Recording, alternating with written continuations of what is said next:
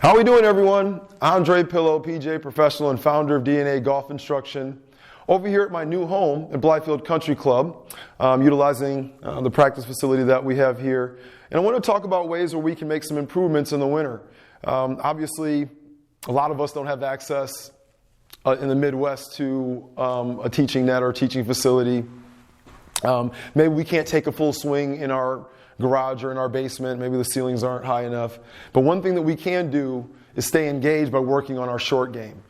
Continuing to work on chipping and putting, which I think helps our out-of-hand coordination and will help us be more prepared once the weather breaks, even with our full swing. So as you can see here, I got a secondary camera out here.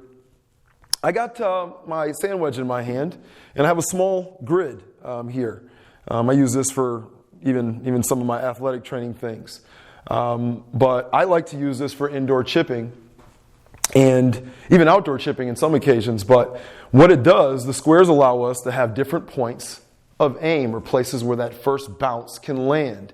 And when we talk about chipping, a lot of time that's what we're identifying. We're identifying that first spot where we want the ball to land first and then roll out to get close proximity to the hole. We don't want that ball to fly to the hole. If that happens, then we know that that ball is going to bounce and take off. I don't care how much spin you put on a chip shot, you won't make that thing come back, and it won't stop if it lands next to the hole.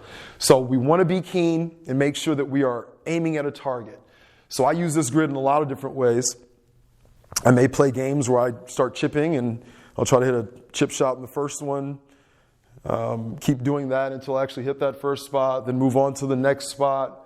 And all I'm trying to do is work on my distance control, length of motion, trajectory, and that landing location. And so let's do a couple of examples of that. As you see here, I have 3 different types of golf balls out here, and we'll talk about that in a minute.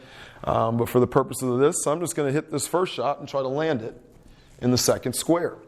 So now I have a focal point, thinking about the length of my shot, whatever mechanical thing that I might be working on, and we'll just try to execute.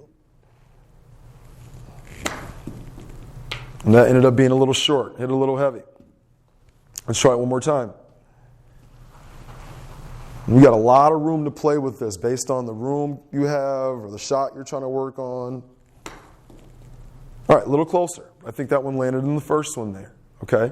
But you can see how if I worked on that and progressed all the way through each one of those squares, I'm making some improvements in the winter, all right? Now, as I mentioned before, I have 3 different types of golf balls out here. I used a real golf ball. I'm not worried about damaging anything, past where I am here, and it's pretty safe for me to use real golf balls. But for those of you with juniors or those of you that aren't very comfortable chipping, I may recommend either using a wiffle ball, or even a foam golf ball or an almost golf ball, okay? I prefer the foam ones. I think it behaves a little more like a regular golf ball over the wiffle ball. But once again, both of these to me are fairly safe.